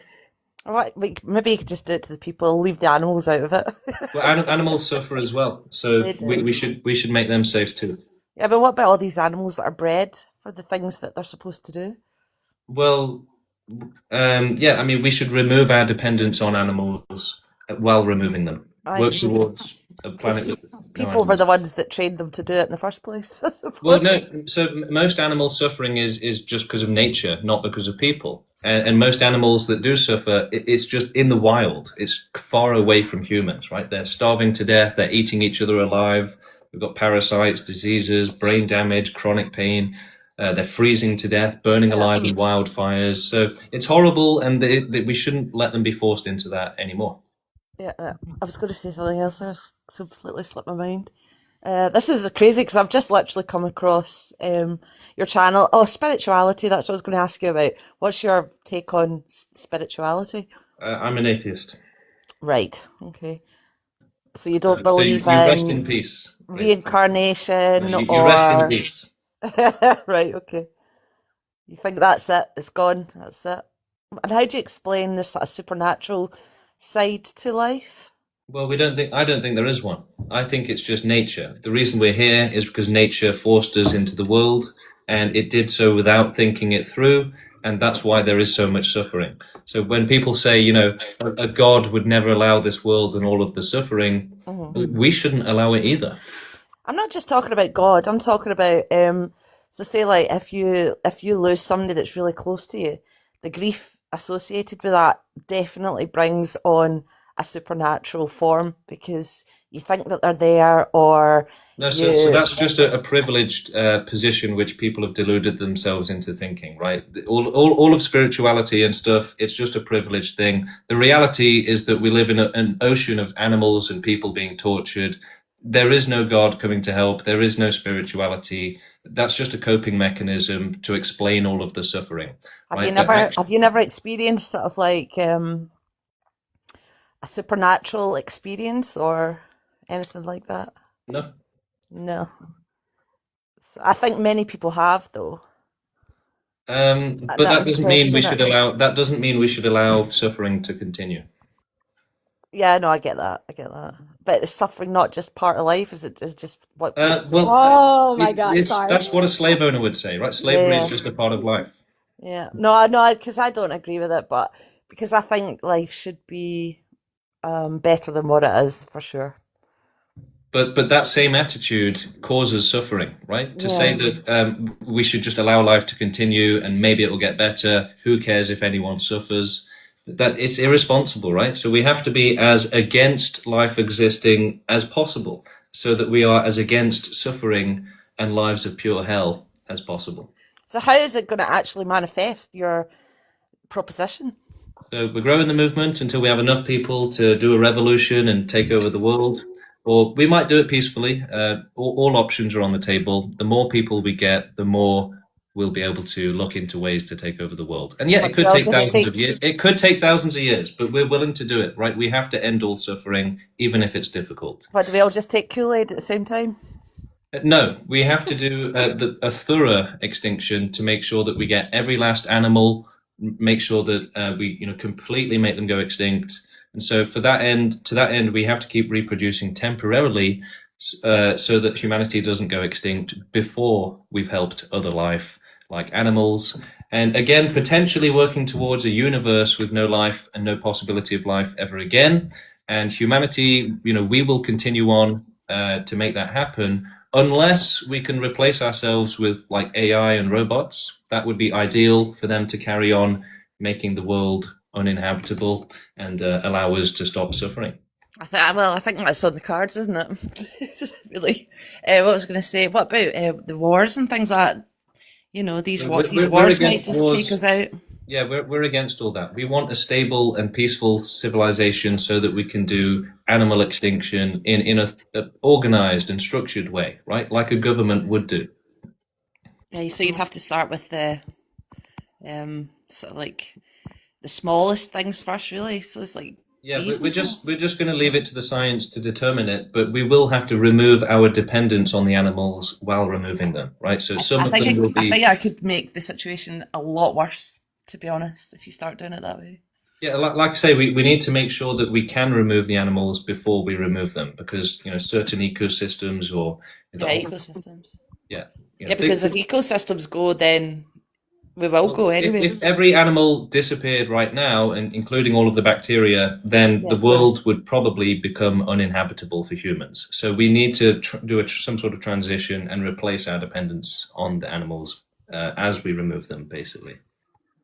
Yeah, so if you got rid of the microsystems, then humans would go anyway. So Well, yeah, but we want to do the most vast and thorough extinction possible. So we don't want to rush it. We want to make sure that life will never come back to Earth, and we want to make sure we get every last animal, every last individual, make it completely uninhabitable. So that's going to require science and technology. Most people want to rush extinction. They want to throw a few nukes out and just hope that does the job, and then just that's it. But realistically, we need to do better than that. yeah, but I think by doing it the way you're suggesting, will incur more suffering. So, what being thorough would cause more suffering? You think? Yeah, doing it slowly and Do you wiping think out ending all nature. suffering causes Wiping more out suffering? nature would cause so much more suffering. So do you think allowing suffering for billions of more years Right. causes less suffering? I don't know. Is there hope or is there faith involved in any of this? And how do you think extinction would cause suffering to animals? Right, considering most of them are just being eaten alive, and euthanasia would take maybe a minute or something, prevent an entire life of suffering. How do you think extinction could possibly cause more suffering to animals? No, because it would take a long time. So if you take out one ecosystem that survives on the other ecosystem, because it's a chain, isn't it? So you have to wipe out the bottom thing first for the rest of it to fall.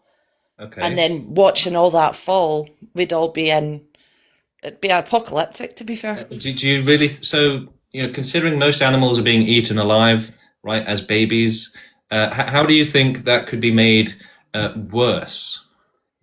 I don't eat lamb.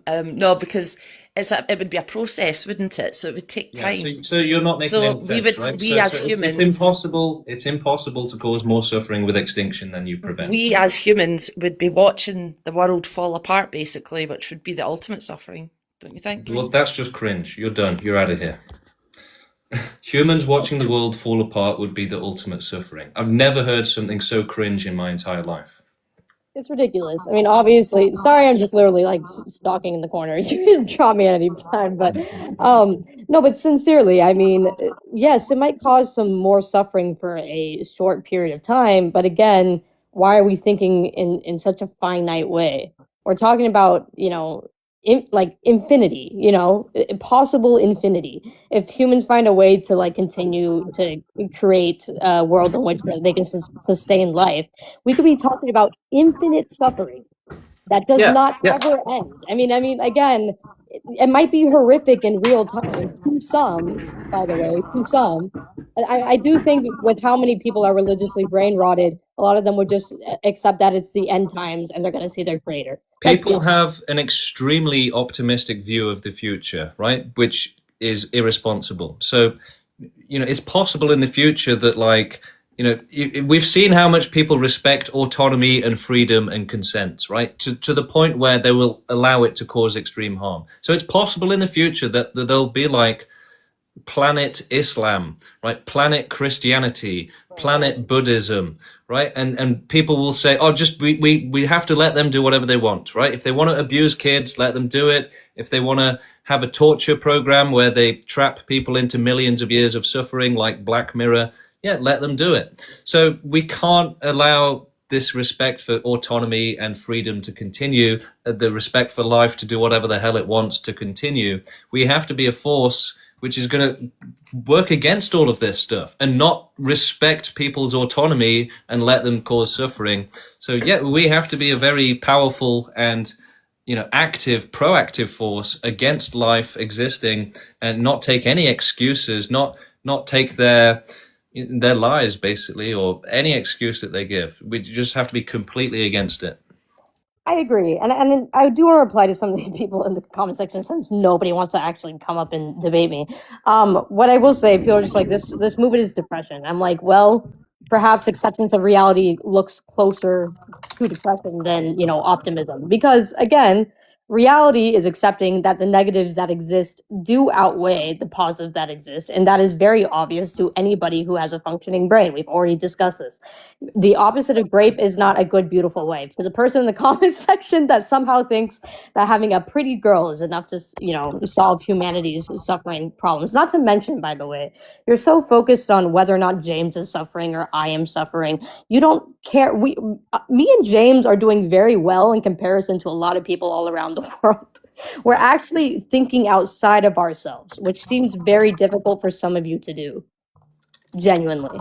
There are people that are experiencing forms of suffering that you will never experience in your entire life. The forms of suffering that are unavoidable, like, slowly aging in a rotting meat suit, is already humiliating and degrading enough. But, add on top of that, getting unalived, raped, tortured, whatever the case may be, there are experiences that you couldn't even fathom. So I'm just saying, again, you guys are very narrow-minded. You're looking at only your own life. That's it. And again, I just want to point out, it's not like a passive thing, right? They're not like just allowing suffering. They're causing it as well. So like you made a good point with old people that are going to end up being tortured for the last 10 years of their life, right? A lot of people don't want to live through that, but they will be forced to, because euthanasia is against the law, the culture makes it taboo and all of this stuff. And, you constantly hear about people saying, oh, if you commit suicide or whatever, you're going to make everyone else around you suffer. So it's like we're blaming the victims of suffering. We're making them suffer. We're forcing them to continue suffering. We can't just passively expect this world to get better when it's so actively evil, basically, right? Actively forcing people to suffer and saying, yeah, it's good that you're suffering. So it's like an active mentality that, yeah, the extreme torture is good.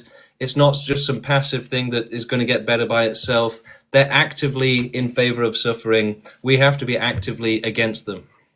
I completely agree. And wait, I was going to reply to something somebody said. Right, I've actually got to get going, so Okay, no I problem. might stream again in an hour or two potentially, but I'll probably be streaming tomorrow if anyone wants to join. And Idipas, thanks for coming up. Everyone, give her a follow. Check out her channel. I think she does live streams as well. I do. Okay. Thank you so much, James. Talk to you later. Yeah, thanks for coming up. It's been a pleasure as always. And join the movement, guys. Right. If you want to take this to the next level, take your ethics to the next level, become an activist, grow up from being a sheep, an NPC that will just accept anything, and get involved, become an activist, start running the world with us, right? That's what this is about. Stop just sitting at home doing nothing, start getting involved in the world and doing the right thing for it. End all suffering. So join us at proextinction.com, or you can join the movement or check out the website through the links on my profile. You can join our Discord, our WhatsApp group, and become an activist. Someone says, you make good points, but your thinking is too extreme. We have to be extreme when it comes to providing safety from suffering. If we water it down, that allows extreme suffering. So we have to come with the most force possible, right? So the objective of the movement is the most vast and the most thorough extinction physically and scientifically possible. Even if it takes 10 million years to reach the science and technology needed to make it just, as advanced as possible, then we'll still do it. Now, we'll be doing extinction before that, right? But we should still keep going to make it the most thorough prevention of life possible, right? We owe it to the victims of life to give them the most thorough prevention of having to be born possible, right? We have to make it as impossible for any life, animals or people to be born ever again. We owe it to the victims to do it, to make the world as uninhabitable as possible, not to... we'll be doing extinction, and not rushing it, but we have to keep working towards an even better one, right? To make it as good as possible. right? So we can start removing animals, that's easy, and we can start developing our science and technology, taking it to its maximum ceiling, to the maximum level that technology and science can possibly reach, so that we can do the best extinction possible. We owe it to the victims of suffering to provide them this safety, the maximum safety possible, the best extinction possible. Join us at proextinction.com, become an activist, become an extinctionist, and stand up for those who are suffering through bad lives, and say, no more. Nobody should have to be forced into a bad life so that others can have good lives. Life should never exist without certainty of safety, because the alternative is infinite danger, and that's not fair. It's not right. Life should never exist without certainty of safety. It's just cruel. It's unfair. It's horrible. It will suffer terribly. So the right thing is to make sure there is no life. Otherwise, it will just keep spreading and causing more suffering and more individual victims, more tragedies. Anyway, join us, and I'll see you all later.